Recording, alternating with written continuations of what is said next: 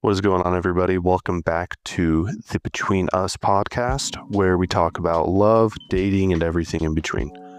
I'm Jay, your host, and today we're diving into one of my favorite topics, spotting red flags and recognizing the green lights in a relationship. Because let's be honest, sometimes it's easier to see the red flags in other people's stories than in our own. But today we're calling them out and celebrating the good stuff too.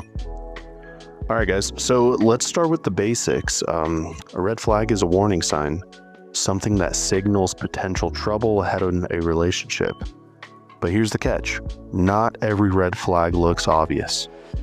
Some are bright red, like lying, controlling, behavior, or disrespect. Others are pink flags, a lot of people call them. It's smaller signs that something's off, but easy to ignore when we're in the quote-unquote honeymoon phase. An example of a red flag, they're constantly canceling plans last minute. They make jokes that feel just a little too mean. Are they a joke or is it more of a dig at you? They never ask about your day. They're kind of they seem more interested in their own and what's going on with themselves than you. It's pretty straightforward.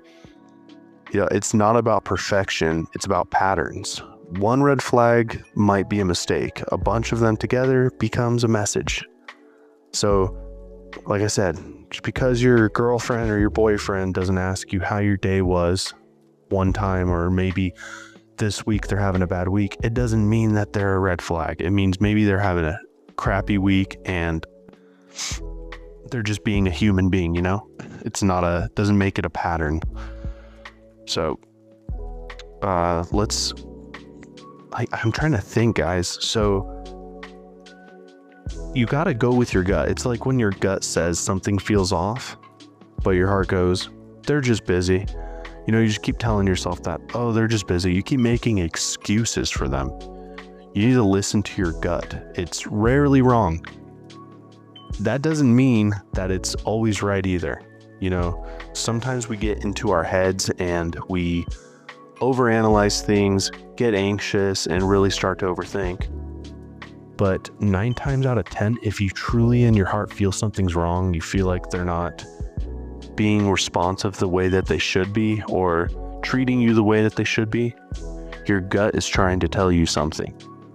And you need to trust yourself and your gut, okay? But I do want to talk about green lights too. So let's flip the script because we don't talk enough about green lights.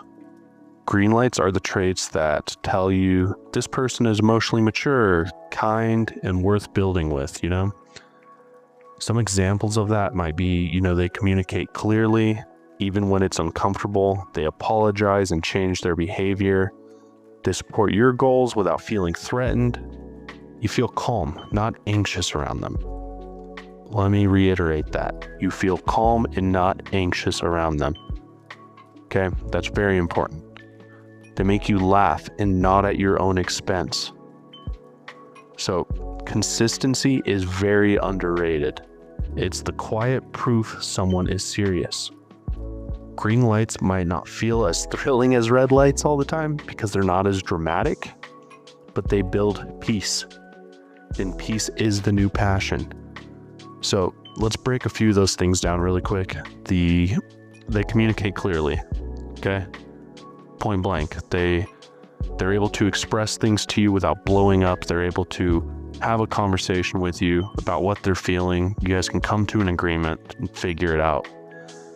They apologize and change their behavior.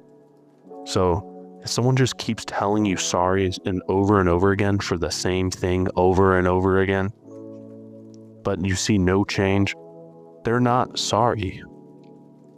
They're sorry in that moment because they're trying to avoid an argument with you or a situation where they get panicked and they think they're going to lose you. Well, yeah. If you don't want to lose that person, fix it. Don't just say sorry. Talk is cheap, and that's where that phrase fits in very good. So, they support your goals without feeling threatened. That means you might choose to do something. You might want to start a new job or get your degree in something, and it might make them a little anxious. It's a change in the future or whatever it is. But as long as they support you and stay by your side and not try to dictate and control what you're doing, unless it's something terrible, obviously, like something that will hurt you or them. But if it's something that's better for you or something that you're passionate about, they should support you, and vice versa, you should support them.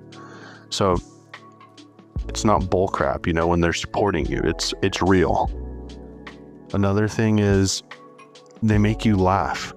They make you laugh because that's their personality. They don't need to use you as the butt of the joke to make fun of you and ha ha ha, that's a good one. No. You feel calm and not anxious around them. Guys, if you're constantly anxious around the person you are with, that is a major red flag. That is a major red flag. There are going to be moments in your relationship where, you're going through a rough patch, or you feel anxious, or things aren't working out how you thought they were going to. That doesn't mean it's the end. It means you need to work on things. And if you and your partner are willing to work on those things, it will work out. You will get to the point, oh, I'm calm again, I'm anxious again. Usually this stuff starts after the honeymoon phase.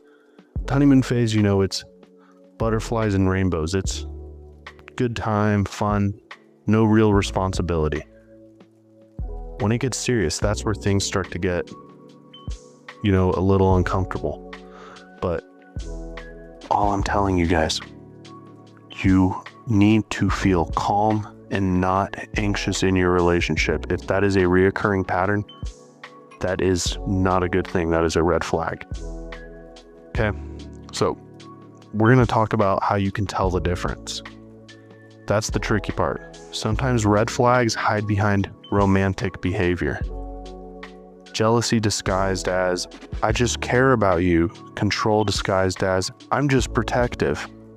Love bombing disguised as, I've never felt this way before. If someone's actions make you feel small, confused, or on edge, it is probably a red flag. It feels like an ulterior motive. Your gut will know what that feels like. You know what that feels like.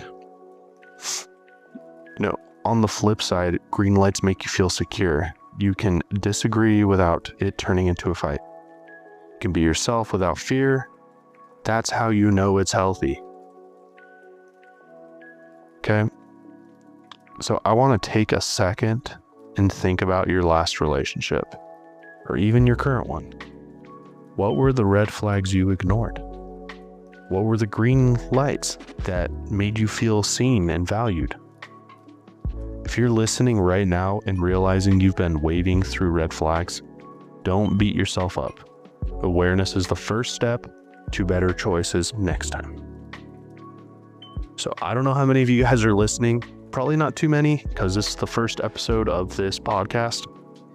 But if you are listening, I want you to really think about that, especially with your current relationships. Yes, your past relationships too, because you learn from those things. But you need to really look at your relationship now and think, do these apply to me?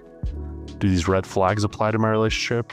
Or, oh, you know what? I have a lot of these green lights in this relationship. You guys need to judge your relationship. I'm not here to judge your relationships. That's something for you to feel and for you to know.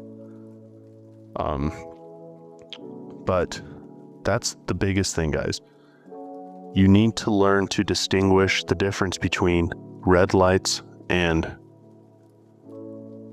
you need to distinguish the difference between red lights and green lights. It's that simple. Red light, green light. Where do you think you need to stop? And where do you think, oh, let's keep going with this. This is what's working for us. So everything that we talked about in this short 10-minute podcast, I want you guys to really reflect and think about where your relationship stands, where you could have been a better person in your past relationships, where you could be better in your relationships now, Oh, shoot, maybe some of these things apply to me, not even my partner. Maybe deep inside, I know I react like this. Maybe I get jealous. Maybe I manipulate. I'm telling you, in the end, it is not going to end well for you and your relationship. It's going to create a toxic environment. And I can tell you right now, toxic relationships always end badly. But anyways, guys, that's it for today's episodes of Red Flags and Green Lights. Remember, it's not about finding someone perfect. It's about finding someone who's healthy for you. If you enjoyed this episode, hit follow, share it with a friend who needs a little reminder, and leave a review. So go ahead and leave something in the comments for me. We'll see you guys in the next episode. Thank you, guys.